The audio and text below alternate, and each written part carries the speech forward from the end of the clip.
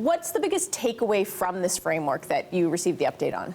Yeah, so there was actually two. One is that we're actually going in the right direction. It's going pretty well as far as our efforts at reconciliation and also our efforts at relationship building and creating uplift economically and socially.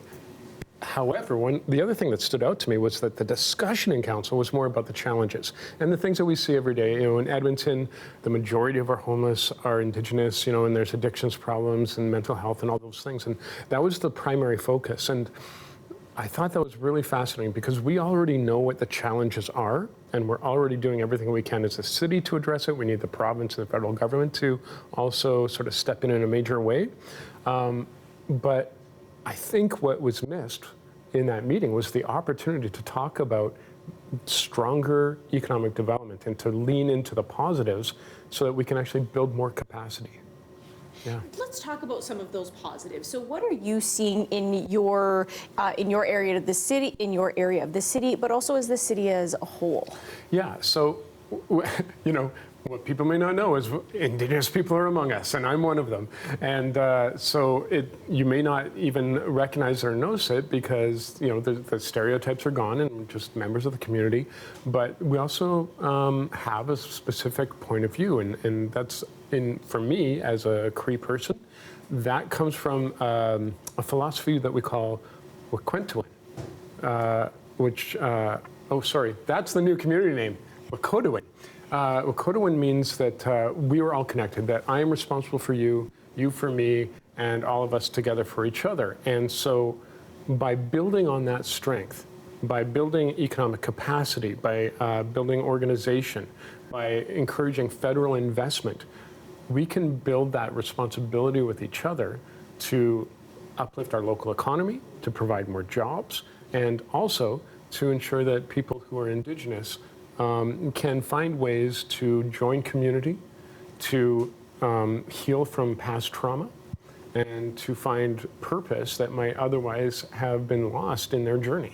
So these are things that we can do, and it sounds sort of, on one hand, like, hey, you know, isn't that just sort of like you know, feel-good stuff? Well, sure, and there's nothing wrong with that.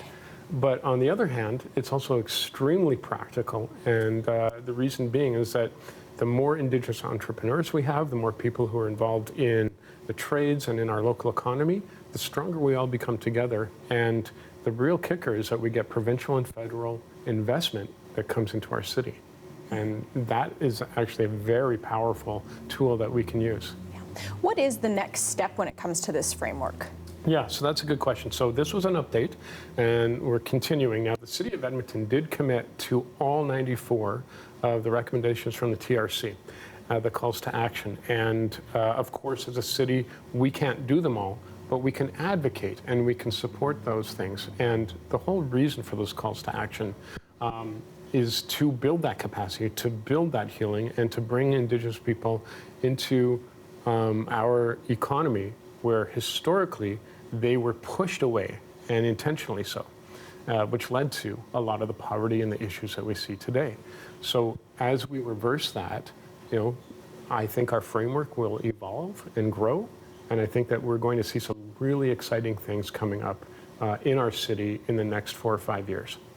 When you say 4 or 5 years, like, that seems like a lot of time, but it's not when you are looking at like making significant changes. Is that correct? Yeah, so already we have more and more Indigenous entrepreneurs. In fact, I just talked to a Métis fellow over at Edmonton Unlimited who has developed a way to do DNA identification for people who never got it done.